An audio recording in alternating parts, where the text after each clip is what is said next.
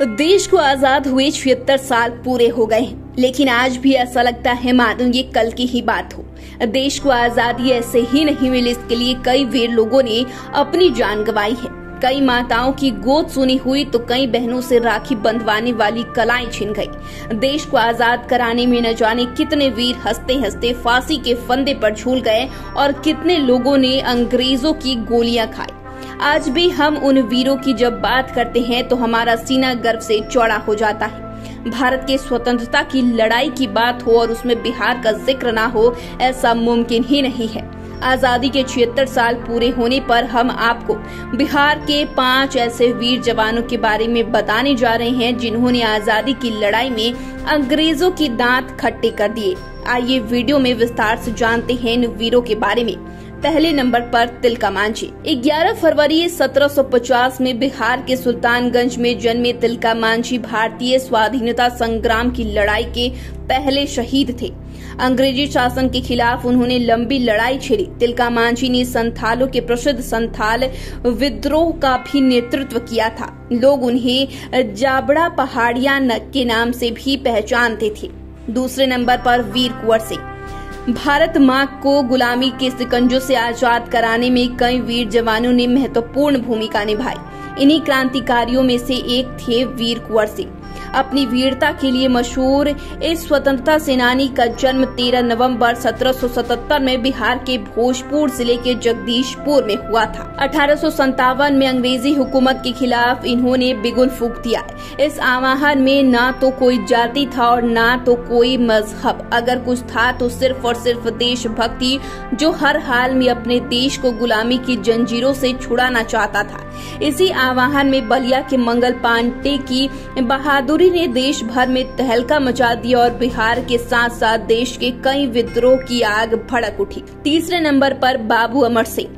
बाबू अमर सिंह बाबू वीर कुंवर सिंह के सबसे छोटे भाई थे। जगदीशपुर छोटी रियासत होते हुए भी उसका प्रभाव बिहिया आदि स्थानों पर था। जगदीशपुर के जमींदार को मुगल सम्राट शाहजहां ने राजा की उपाधि प्रदान की थी। जगदीशपुर के अंतिम शासक राजा अमर सिंह ही थे।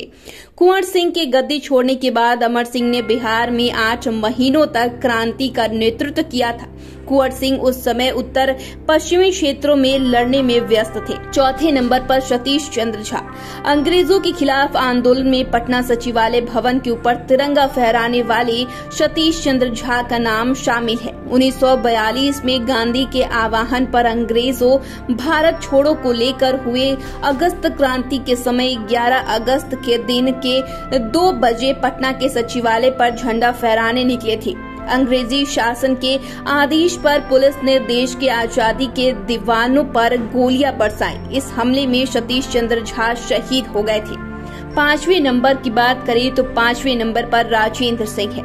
सारण जिले के नाया गांव के रहने वाले राजेंद्र सिंह पटना सचिवालय भवन के ऊपर तिरंगा फहराने के दौरान शहीद हुए थे। उनका पूरा परिवार पटना के अनिशाबाद और दानापुर में रहता है।